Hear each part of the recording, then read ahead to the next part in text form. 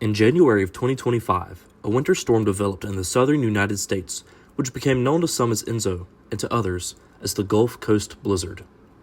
This storm not only broke numerous records for snowfall, low temperatures, and ice, but it also prompted some warnings that had never been needed in the South before. As the storm moved on from the U.S., it traveled across the Atlantic where it strengthened into Storm Eowyn, which was named after the Lord of the Rings character, oddly enough. But Eowyn delivered destructive winds, waves, and rain to the British Isles and caused destruction not seen in years. This storm lived many different lives and became one that would be entrenched in the memories of so many for years to come. But how did this storm even happen? Well, on January 20th, 2025, Winter Storm Enzo started to form off the coast of Texas. As an upper-level trough in the jet stream dipped south to the Gulf of Mexico, it began to mix with the Gulf's abundant moisture and a low-pressure system, leading to various types of precipitation.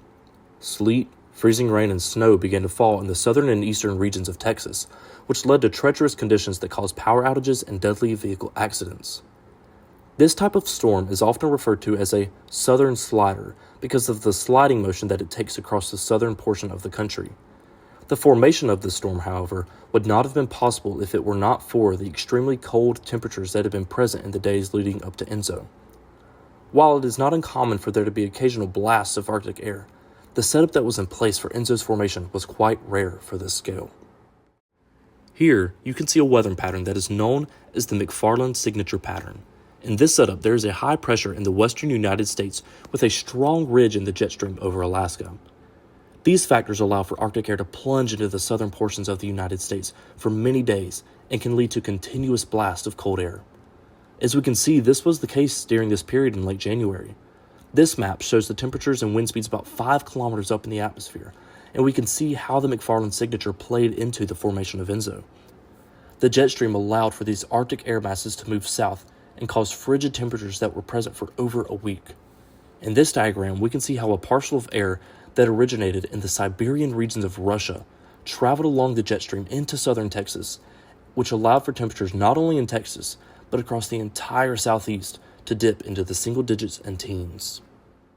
After Enzo's formation, the storm began to move east, starting what would become the Gulf Coast Blizzard. During this time, the storm rapidly strengthened, bringing heavy snow and extreme winds, which prompted the first ever blizzard warning in the state of Louisiana. In these areas, the storm dropped up to a foot of snow in places that only see snow every couple of decades. The storm then spread quickly into Mississippi, Alabama, Georgia, Florida, and then into the Carolinas.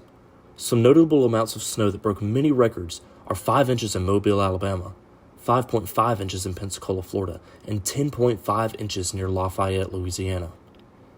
The freshly fallen snow created beautiful but dangerous landscapes across the deep south and Gulf Coast, but the danger really lied in the days ahead.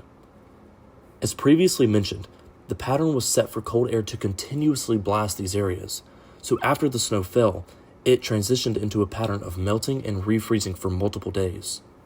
This led to icy roads and closings for countless businesses and schools. Enzo formed and left a swath of snow over the United States within a span of 3 to 4 days, and once it reached the Atlantic Ocean, it began the process of becoming an entirely new storm. The remnants of Enzo were carried by the jet stream across the Atlantic, where it underwent rapid intensification. This process is known as explosive cyclogenesis, which is when a storm drops by 24 millibars in 24 hours. Eowyn outdid this qualification by dropping from 1,008 millibars to 965 millibars within 48 hours. This newly formed bomb cyclone took aim at the British Isles and was set to bring extreme wind and rain to those regions.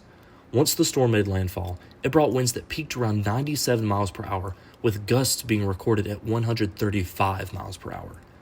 These winds are on the same level as a Category 2 hurricane. Storm Eowyn brought extensive damage to many areas across the British Isles, where millions were without power, trees and houses were damaged, and 2 individuals died. There were also very large waves that were caused by this extreme windstorm, with some of the largest measuring 34 feet tall. After the storm passed, many communities began the process of cleaning up, just as those in the Deep South had done. In the end, Enzo, which then became Eowyn, was a very rare winter storm and windstorm. The extreme cold reaching down to the Gulf of Mexico alone is a very rare occurrence, but for the remnants of the same storm to undergo explosive cyclogenesis only adds to the rarity.